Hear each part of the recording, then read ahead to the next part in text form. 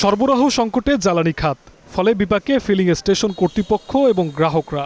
সড়ক যাত্রায় স্বস্তির তাগিদে পর্যাপ্ত তেলের জন্য এক স্টেশন থেকে আরেক স্টেশনে ছুটছেন পরিবহন মালিক চালকরা। জ্বালানি সরবরাহ না থাকায় রাজধানীতে বেশ কিছু ফিলিং স্টেশন বন্ধ হয়ে গেছে। এতে বাকি পাম্পে বেড়েছে চাপ। চালকরা দীর্ঘ সময় অপেক্ষা করেও পাচ্ছেন না বর্তমানে সোনার হরিণ হয়ে ওঠা জ্বালানি। আমরা বাইকাররা যারা আছি তারা আপনার কাছে ঠিক মতো তেল পাচ্ছি না। প্রতিদিন অনেক সময় নষ্ট হচ্ছে।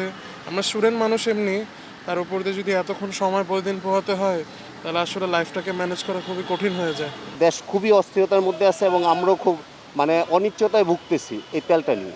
মোটরসাইকেল ও প্রাইভেট কার চালকরা বলছেন, তেলের বাজার কুক্ষিগত করেছে সিন্ডিকেট, যার মাসুল গুনছে দেশের মানুষ।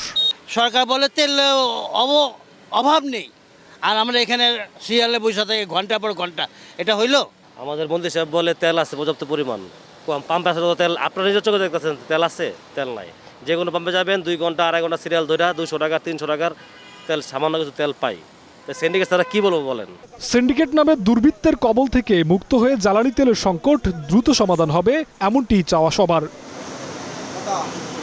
জিহাদ রাহাত, গ্রিন নিউজ, ঢাকা।